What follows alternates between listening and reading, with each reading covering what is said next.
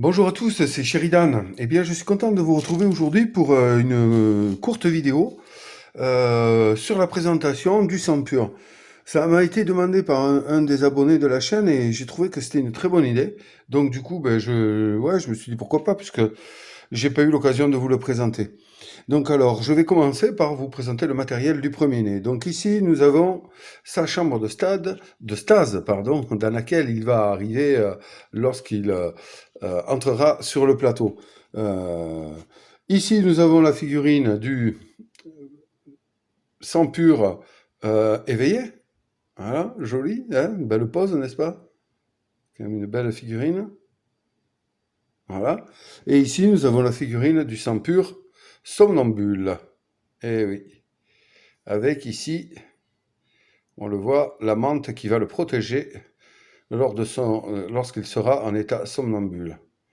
Voilà. Nous avons ici son plateau d'activation, hein, avec des inserts ici pour contenir les différents statuts qu'il aura lorsqu'il se prendra des dégâts. Et ici des inserts, vous verrez plus tard à quoi ça sert. Et ensuite, nous avons ici des pions spécifiques au sang pur. Hein. Ne pas se tromper avec ces pions, il faut surtout pas les inclure dans d'autres pioches, parce que non, ça n'appartient qu'au sang pur, et ça sera utilisé, vous le verrez, quand il va s'éveiller. Alors, on va commencer par s'intéresser à l'arrivée du sang pur. Alors, vous le savez, le sang pur peut arriver par le jet de dés d'arrivée. Hein. Vous savez, quand on fait spawner, voilà, quand on en est là, hop là, pardon, par exemple, ici, voilà, là, hein, si on obtient un 6, eh bien, le sang pur arrive sur le plateau, d'accord? Et ici, si on fait une figurine de premier-né, eh bien, il arrive sur le plateau. Il peut y avoir des cartes événements aussi qui provoquent son arrivée. Donc, quand il arrive sur le plateau, eh bien, il arrive dans son module de stase. Voilà. Et comment est-ce qu'on le fait? Eh bien, on va tirer avec le dé de savoir, comme ça, le numéro du point de spawn de drone fantastique sur lequel il va atterrir, quoi, ou émerger. Voilà, vous avez compris. Donc, il apparaît autour d'un point de spawn de drone. Donc, on va le mettre adjacent, ici, où on veut, à côté d'un point de spawn de drone. Alors, une fois qu'un sang pur est arrivé sur le plateau, euh, tous les effets qui pourraient faire arriver un sang pur sont ignorés. Voilà. Les cartes d'événements qui mettraient en jeu un sang pur, eh bien, seront mises de côté et pas remélangées dans la pioche. Hein, c'est important. Il ne peut y avoir dans la partie qu'un seul sang pur. Point barre. Une fois qu'il est apparu, plus d'autres arrivent. Hein, c'est le seul présent sur l'astéroïde. Et une fois qu'il a été tué, si il est vaincu, eh bien, plus aucun premier sang pur n'arrivera non plus sur le plateau. Il n'y en aura qu'un par partie. Alors, on peut se demander, mais enfin, il va pas rester tout le temps dans sa chambre de stase. Eh bien non, vous en doutez bien. À partir du moment où sur la piste d'hostilité, nous allons atteindre le protocole d'éveil, ici, eh bien, le sang pur va sortir de sa chambre de stase. Et il va sortir dans un état appelé l'état somnambule. Voilà, ici. Donc, pour ce faire, nous ouvrons, bon après c'est le décor, hein, on en fait ce qu'on en veut, on peut le laisser ou pas. Hein. Et il va falloir le poser ici pour faire bien les choses adjacent à son module de stase. Ok. Pas sur le point de drone, hein, adjacent à son module de stase. Donc admettons, on le pose ici. Voilà, il est arrivé dans son état somnambule. À ce moment-là, nous allons prendre sa fiche d'activation et nous allons la mettre du côté somnambule ici. Voilà. Là. Et donc, ces parties-là, quand il est somnambule, ne seront pas utilisées. Par contre, son insert ici, démontrant ses capacités, eh bien sûr, va être utilisé. Il aura, donc, il va arriver en numéro 1, hein, insert numéro 1. Il va arriver avec 3 de défense, aucune attaque à distance, une attaque au corps à corps qui va être utile, vous verrez pourquoi. Et puis tout ce qu'il va faire pendant son activation, eh bien c'est de se disperser 2 fois. Hein, vous connaissez la dispersion, on prend le dé de savoir, on jette, voilà, sans bouger trop, voilà, 6, il ira 6 par ici, 1, 2, 3, 4, 5, 6, hein, ok, il disparaît de l'écran tellement qu'il va loin. Mettons, il y avait un mur ici, ben il s'arrête, hein, vous le savez, hein, vous savez comment ça marche. Et après, deuxième dispersion, voilà, hop, bien sûr, il est allé super loin, et là, eh bien, il serait allé par là, boum, il reprend le mur, donc il va rester là. Voilà. Donc ça, c'est comme ça qu'il va s'activer en état somnambule. OK? Uniquement en état somnambule. Alors, une fois que nous avons manipulé tout ce que nous avions à faire pour le plateau joueur et l'insert numéro 1 posé sur la fiche d'activation du sang pur, somnambule donc, vous allez me dire, mais comment est-ce qu'il s'éveille? Eh ben, c'est très simple, hein. À partir du moment où le sang pur somnambule est sur le plateau, lors de l'activation des liges, le lige le plus proche va être activé en premier, le plus proche du sang pur, bien entendu. Et il va passer toutes ces activations pour essayer d'aller se mettre adjacent et de réveiller le sang pur. Donc en fait, mettons qu'il soit là, eh bien il fait sa première action, il arrive là, sa deuxième action, il va être là, ah mince, là il a plus d'action, donc il va pas pouvoir l'éveiller, ok? Si lors de sa première action, il arrive adjacent au premier-né, eh bien, pour sa deuxième activation, il va pouvoir éveiller le sang pur. Et là, toute une phase va se mettre en route. Il peut arriver aussi, hein, n'oubliez pas qu'il va dépenser ces deux actions. Si au bout de sa deuxième action, le lige le plus proche n'est pas en mesure d'éveiller le sang pur, eh bien, lors de la prochaine phase des premiers-nés, le sang pur va s'activer en premier, hein, puisqu'il est de rang 5, il n'y a pas plus haut que lui. Donc il va s'activer en premier et, comme on l'a vu sur sa fiche de plateau, il va se disperser deux fois. Donc 6, tiens, j'ai fait 6 dans ce sens, il va partir 6 dans ce sens, tiens, là il prend un mur, voilà, bam, il prend un mur, il va se redisperser une autre fois, et bim, il repart un dans ce sens. Là, il s'est éloigné encore une fois, mais bon, là, cette fois, voilà, 1, 2, 3, puis bam, il va, et deuxième action, il va pas non plus arriver à l'éveiller. Donc ça peut prendre un certain temps, hein. Il peut lui courir après, parce que l'autre, le sang pur, lui, il va faire que ça, hein, il va se bouger, et puis le lige va lui courir après. Bon, si jamais il arrive à être adjacent lors de sa première action, eh bien, comme je vous l'ai dit, il va utiliser sa deuxième action pour éveiller le sang pur. Alors, qu'est-ce qui se passe quand un sang pur est éveillé? Alors, attendez, nous avons vu tout à l'heure, excusez-moi, parce que là, il faut que je prépare. Voilà, nous avons vu tout à l'heure que quand il est somnambule, eh bien, le sang pur est sur ce côté, voilà, comme ça, là, très bien. Eh bien, lorsqu'il est éveillé, la première chose à faire, c'est de retourner le plateau joueur sur son côté éveillé. Et là, les caractéristiques vont changer. Il va se retrouver par exemple là avec deux actions, donc toujours insert 1. Hein. C'est important de noter que si il avait subi des blessures lorsqu'il était somnambule et qu'il n'ait pas été tué, hein, donc, hein, eh bien, nous commencerions quand même avec l'insert 1. Vous allez comprendre tout à l'heure lorsque je vais parler des dégâts faits au sang pur. Donc, on commence toujours, quand il est éveillé, avec l'insert 1. Voilà, ça, c'est ce qu'il vous faut retenir. Donc, voilà ces nouvelles caractéristiques. Là, il attaque à distance, hein, au contact, bref, voilà. Ensuite, une fois que cet insert est posé de ce côté, nous allons prendre les pions que nous avons vus tout à l'heure en présentation du matériel, ces pions spécifiques au sang pur, mélanger, et puis tirer au hasard un petit pion, pardon, et puis tirer au hasard un grand pion. Voilà, comme ceci. Et c'est là que vont servir les deux inserts prévus à cet effet ici. Voilà, nous allons pouvoir les décocher et remplacer ces pions. C'est pénible à manipuler parce que moi je trouve que, allez, hein, bon, c'est pas possible.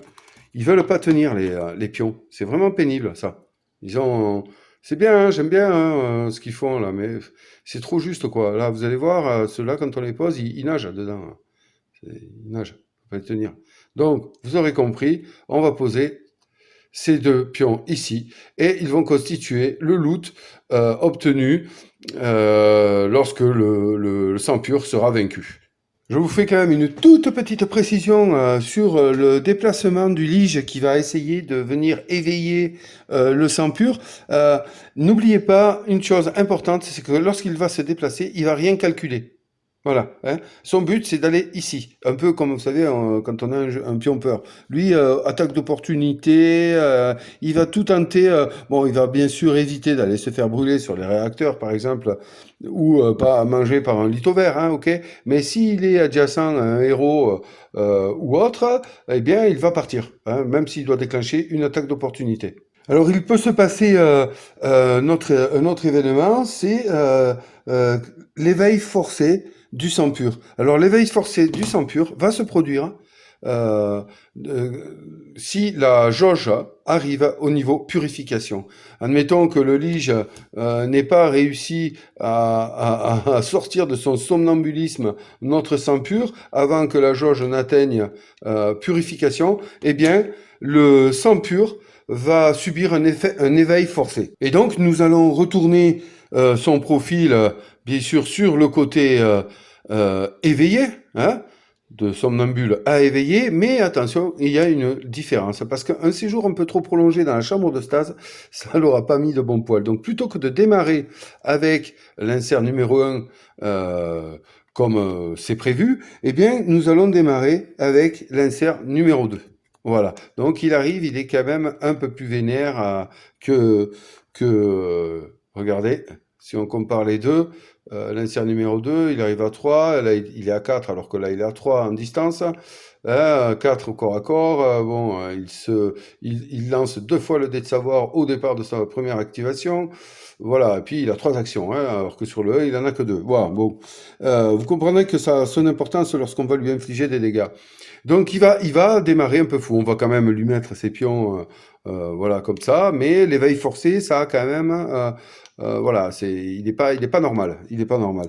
En plus de ça, on va lui poser dessus un pion peur pour se rappeler qu'il a été qu'il a subi un éveil forcé. Parce que lors de son activation, et ça c'est très important, il va passer toute son activation à cibler le personnage le plus proche de lui. Alors, je ne sais pas si j'ai besoin de le préciser, mais pensez quand même que si le premier-né, le sang pur, pardon, apparaît alors que nous sommes, hein, par un dé ou une carte événement, alors que nous sommes en protocole d'éveil, bon, vous poserez bien la chambre de stase, ici, hein, mais vous mettrez directement le sang pur dans son état somnambule, hein, toujours, euh, adjacent à sa chambre de stase, hein. Ainsi que ici, puisque là, il apparaît automatiquement, ben pareil, hein, on pose, puis il apparaît somnambule à côté de sa chambre de stase. Alors, on va parler maintenant de l'activation du premier-né, du sang pur, pardon, j'arrive pas à m'y faire, excusez-moi, hein, du sang pur, l'activation du sang pur. Donc lorsqu'il est en état de somnambule, vous voyez son rang est au rang 5, donc c'est le premier à s'activer de tous les premiers-nés. C'est normal, c'est le plus fort, c'est le plus beau, c'est le maître spirituel des premiers-nés. Donc le sang pur va s'activer. Lorsqu'il est somnambule, eh bien, il va s'activer en fonction de ce qui est marqué ici. Il va toujours se disperser. Hein, dispersion, jette le dé, voilà, tout ça. 2 fois. Voilà. Là, c'est très simple. C'est la seule chose qu'il va faire pendant son activation. Ensuite, lorsqu'il est éveillé, eh bien, allons-y. Voilà. Eh bien, il va s'activer tout simplement.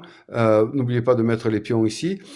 Il va s'activer tout simplement en suivant le schéma d'activation de l'IA que nous connaissons dans Firstborn. Voilà, c'est très simple, c'est pas plus compliqué que ça. Alors à présent, nous allons regarder comment est-ce que nous pouvons nous débarrasser de ce sang pur, parce que quand même, il risque de nous mettre des bâtons dans les roues pendant la partie, ou s'il est éveillé, peut-être que les loots qui seront posés sur son insert ici, là, vont nous intéresser, et nous allons vouloir les récupérer, parce qu'il y en a qui sont quand même pas mal. Vous le verrez bien.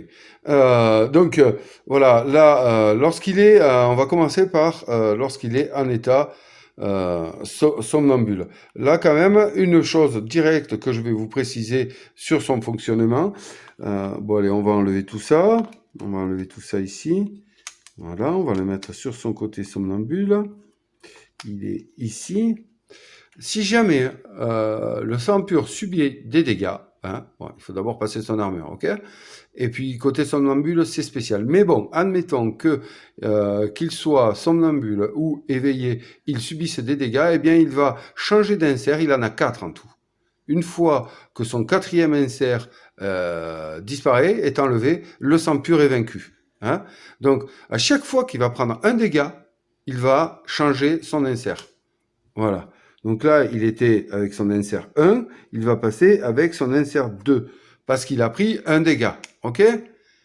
Mettons qu'il aurait pris 2 dégâts, donc de son insert 1, il serait passé à l'insert 3. Voilà. Pour simplifier, un dégât, un insert. OK? 2 dégâts, 2 inserts. Voilà. Donc, bon, après, il faut passer sa défense. Hein, quand il est, voilà, par exemple ici, quand il est somnambule, vous le tapez, il faut quand même passer, voilà, hein, 3 de défense. Hein, donc lui mettre de dégâts, c'est quand même assez coton. Mais bon, voilà, le principe, c'est un dégât, un insert. Voilà, une fois qu'on le vainque alors qu'il a l'insert, qu'il prend un dégât alors qu'il a l'insert 4, il est vaincu. Voilà, ça c'est comment va se passer l'attaque. Et lorsque il sera en éveillé, eh bien c'est pareil, à part que quand il sera vaincu, eh bien les objets qu'il transportait vont être mis au sol à l'endroit où il a été vaincu. Ça, c'est comme dans les règles normales. Alors, on vient de voir comment est-ce qu'il subit les dégâts. Maintenant, on va voir ce qu'il se passe lorsqu'on l'attaque. Donc, lorsqu'on l'attaque dans son état éveillé, c'est une attaque normale, rien ne change. Voilà, c'est simple, c'est comme si on commentait un, premier-né classique.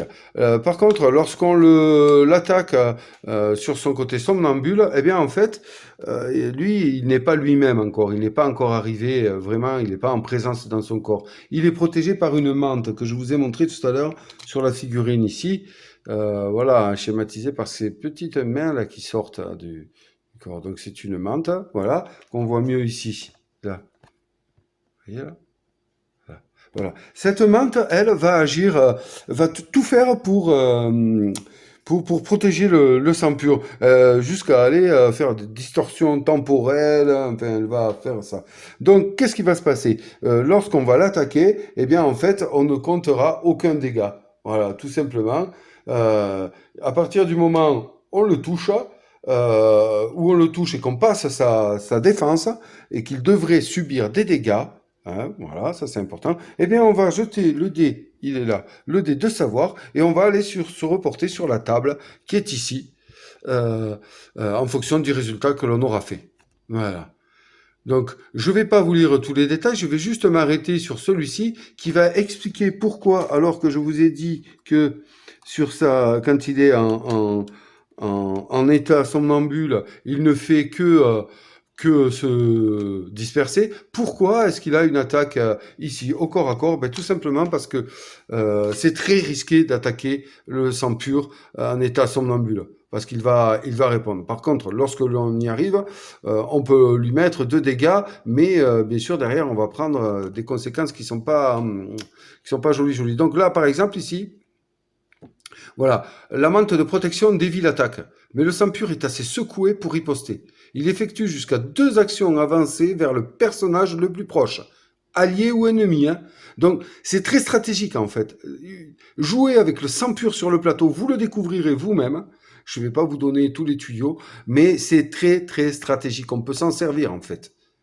Ou alors il peut nous être réellement très fatal. Hein. Donc là, on continue, excusez-moi. Donc il va avancer vers le personnage le plus proche, allié ou ennemi. Si le sang pur engage un ennemi ou s'il est initialement engagé, il exécute contre lui un combat rapproché. Si la cible survit, elle est repoussée d'une case et mise au sol. Ouais, c'est pas sans conséquence. Hein. Je voulais pas vous les lire, mais non, je vais pas vous les lire parce que elles sont. Vous vous rendrez compte que lisez bien ça avant d'attaquer un sang pur. Ok? Lisez bien. Soyez sûr de ce que vous faites parce que les conséquences peuvent être terribles.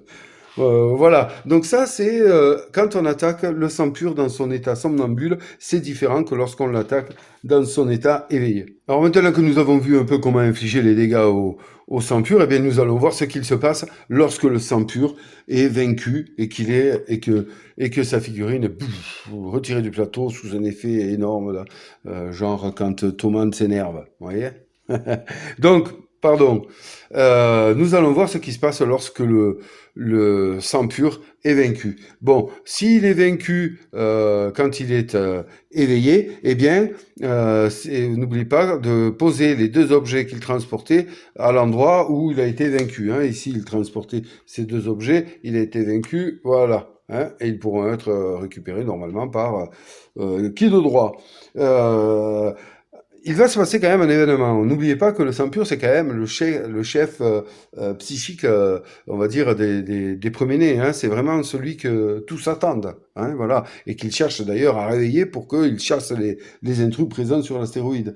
Donc lorsque cela se passe, tous les liges et tous les iconoclastes placés sur le plateau, on va leur poser un pion rappel à côté de leur personnage, ils perdront leur prochain tour. Ils perdront leur prochain tour, hein, ok? C'est important. Mais, en conséquence de cette perte, ils vont tous devenir un peu furieux et on va retourner leur fiche d'activation sur le côté purification et utiliser leurs compétences améliorées tout le reste de la partie. Voilà. Donc, c'est quand même, il y a une conséquence à tuer un sang pur. Hein. Donc, on peut récupérer ses loots, très bien, super. En plus de ça, le premier marchand à vaincre un sang pur lors d'une mission va prendre le pion d'éradication de sang pur correspondant à l'état de sa victime, c'est-à-dire s'il était somnambule ou éveillé. Voilà, les voilà. Hein. Donc voilà, somnambule, éveillé. Et ce pion est échangé lors de la phase d'avancement après la mission. Il va donner un bonus, vous verrez, pour la carrière. Donc ça, c'est aussi important d'aller tuer le sang pur, mais attention, il faut être prêt à subir les conséquences. Donc ça, c'était la dernière précision. Donc c'est quelques petits comment dire, petites habitudes à prendre lorsque un sang pur arrive. Mais bon, il y en a qu'un qui arrive dans une partie.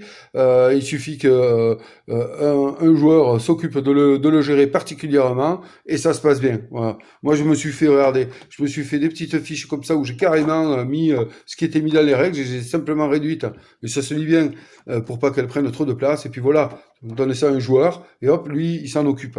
Je les ai mis sur BGG, peut-être si ça vous intéresse, ouais, je peux mettre les liens dans la vidéo là. Voilà. Bon, eh bien, j'ai fait le tour en ce qui concerne de l'apparition, l'activation et la façon de vaincre le sang, le sang pur, excusez-moi. J'espère que j'étais assez complet, pas trop brouillon. Sinon, n'hésitez pas à me le dire. Si vous avez des remarques, hein, faut toujours y aller, hein, faut se faire plaisir. Eh bien, voilà, je vous souhaite de continuer de jouer à vos jeux de société, de prendre beaucoup de plaisir avec vos amis IE, et surtout de continuer à rêver. On en a besoin de ça. Je vous dis à très bientôt et merci.